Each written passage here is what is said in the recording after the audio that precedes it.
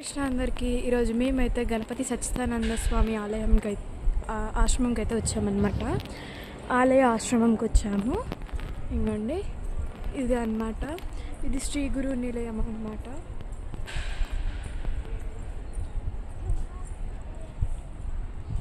ఇంకోండి చూస్తున్నారు కదా, ఇదన్నమాట మొత్తం ఏరియా. చాలా బాగుంది అసలు.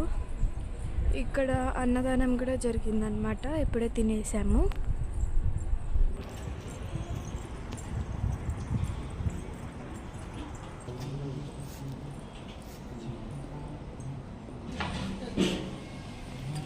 ఇక్కడ పాత రక్షణలు కూడా ఉన్నాయి.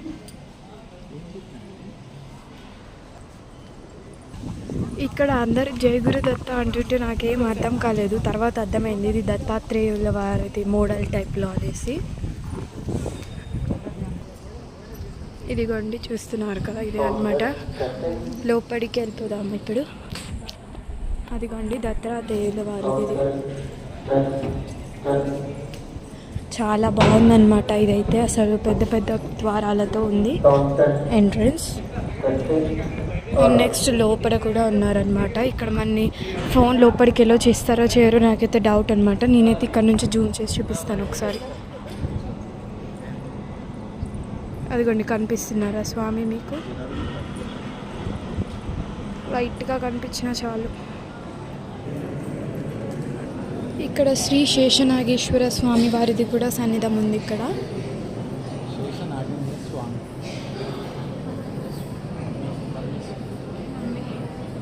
శేషనాగేంద్ర స్వామి ఆలయం. మరియు అక్కడ ఏదో ఒక గుహద్వారం లాగా కూడా ఉంది. అండ్ ఇదంతా పంచముఖ పాతాళం అంట. ఇదిగోండి. సారీ గాయస్, ఇక్కడైతే స్ట్రిక్ట్గా ప్రాపర్ హైట్ అయిపోయిందంట. ఫోన్స్ ఎలా లేదంట లోపలికి. సో నేను మీకు ఇలా మాత్రమే చూపించగలను.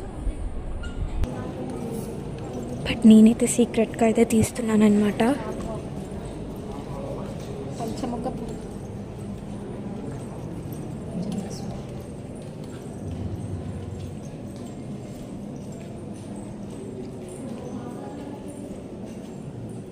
పంచముఖ పాతాళ స్వామి.